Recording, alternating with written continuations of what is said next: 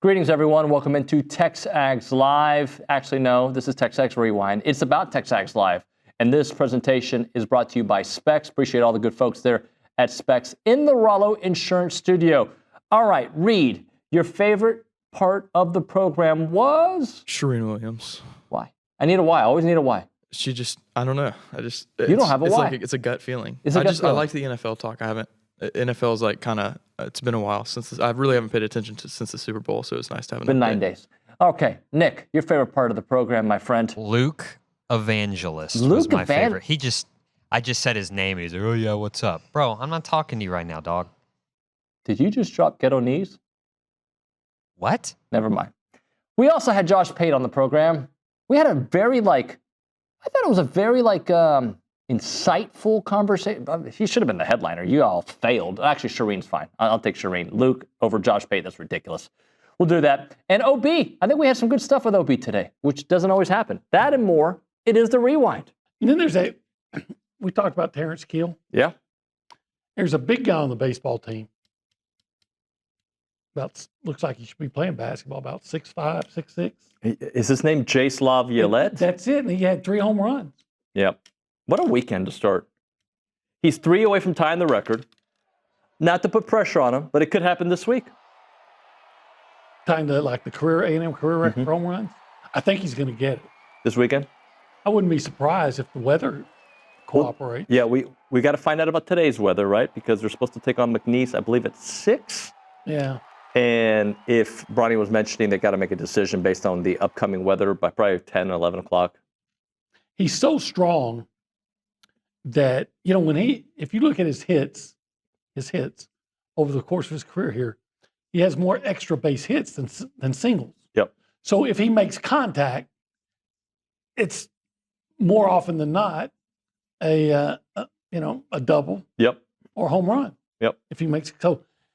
I mean, anytime he gets his bat on the ball, you're looking to see if it's going to go over the fence.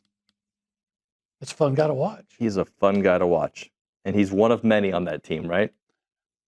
There's a bunch of big swingers on that team.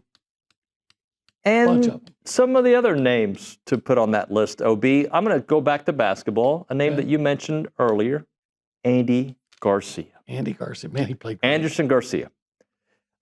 He is so good that I like him as my favorite Andy Garcia, even better than the Cuban actor. Really? You're taking I'm taking that. I'm taking the Dominican. Yeah, I am. Because that Andy Garcia was really good up until Godfather 3? Yeah, he was really good in Godfather 3. He was great. But this Andy Garcia seems to deliver all the time in different ways. The plus minus, the rebounds, the assists, the basketball IQ, just being at the right place at the right time. He's not an offensive threat, but he can be. He can be. If you're not careful, he'll jump out and score a dozen on you. Yeah, let's start with the Cowboys losing out. The Cowboys wanted him as a running back coach. He was going to make $825,000, I think, this year at Texas, just under $1 million as a position coach at Texas. Cowboys weren't willing to pay that. The Lions obviously were willing to pay. I'm assuming they're going to pay more than $1 million for Tashard Choice for a position coach. To me, it makes Cowboys look cheap, which they are. We all knew that, but it just doesn't make them look good again. And their unwillingness to spend money to make their team better, because he is a really good running backs coach. He's an elite recruiter. We know that with what he's got with those backs at Texas, and he's a really good football coach. And so it hurts Texas, helps them. So I think that's good in that way. As I said on Twitter, Dane Campbell's always looking out for the Aggies, and I think he did it again in this one. But he's got a really good football coach, and he should be a member of the Cowboys right now, and he's not. But he's going to a better team with the running back that he had at Georgia Tech, and Jahmyr Gibbs, and I think they're going to be really good with him. They're going to be better than what they were with him as a running backs coach. I can remember when it was a big deal when I was covering Texas, and Mac Brown had gotten a raise up to $1 million, and now it's position coaches. Position coaches, right? It's crazy. Yeah, it's pretty incredible. And, position coaches and coordinators mostly in college make more than they do in the NFL. And I think we're seeing a few come to the NFL because it's easier. It's not year-round. I mean, it is year-round, but not really year-round like it is in college. Like, you don't have to go recruit and do all those things. You're not responsible for getting the players in. You're just responsible for coaching those players. You do have to scout and give your opinion on players you see on film who are coming into the NFL, the prospects. But it's not like college. It's not anywhere close to college, which is why the college coaches are paid more than the NFL coaches. But we did see a step this year. Chip Kelly left Ohio State, went to the Raiders. He's making $6 million as a coordinator with the Raiders, and it's the first time we've really seen that, which is more than a lot of the head coaches in the NFL make, including Brian Stottenheimer. I saw your rankings for SEC teams 1 through 10. A&M looks to be a little bit out of the middle of the pack. When you do these rankings, you're not just talking about the last season, right? You're talking about recent history and projections, correct?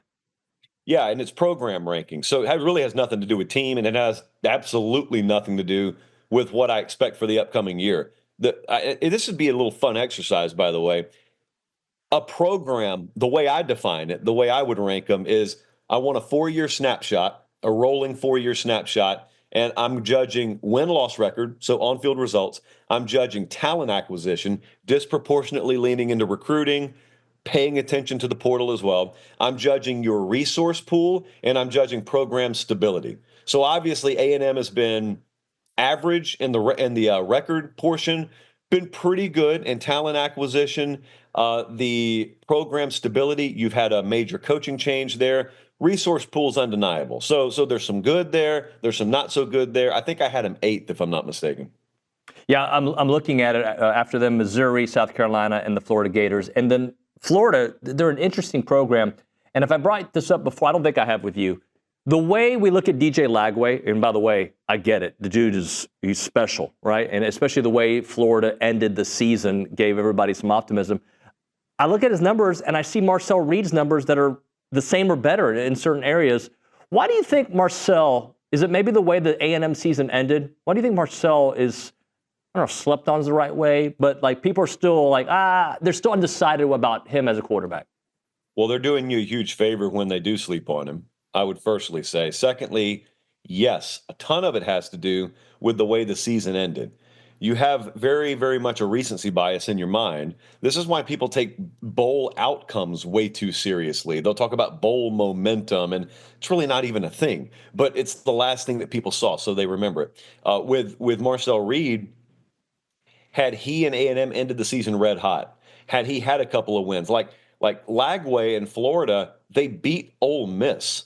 If A&M were to have beaten Texas late in the year, that's all people would be talking about. He wouldn't really be that different of a player, scenario A to scenario B, but they'd remember him differently. And also with Lagway, I think in people's subconscious, they think, here's what I've seen of him so far.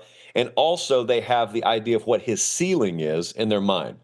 Most people define Lagway's ceiling as far above and beyond that of which they would define Marcel Reed. Yep. So what you're talking about is an accurate portrayal of this picture. And if you think about all the freshmen they've taken on this year, Yeah. right? Like outside of Trey Johnson, all the freshmen have struggled. And Trey did struggle in one of those games, right? Like that, I would not be surprised that they make life very hard on him. Yeah, and you have to. I think both teams, Tom Schubert said this great in his scouting report, is like everyone wants to talk about the Wade Taylor versus Josh Hubbard matchup, a great, like underrated guard matchup, but you're not going to see them probably guarding each other because both teams are going to put bigger guards on them. So that's going to be Zurich Phelps' defensive assignment, as will Solomon Washington. If you need to be on Josh Hubbard, they will make that adjustment, but I'm anticipating it being Zurich Phelps' assignment. He's 6'4".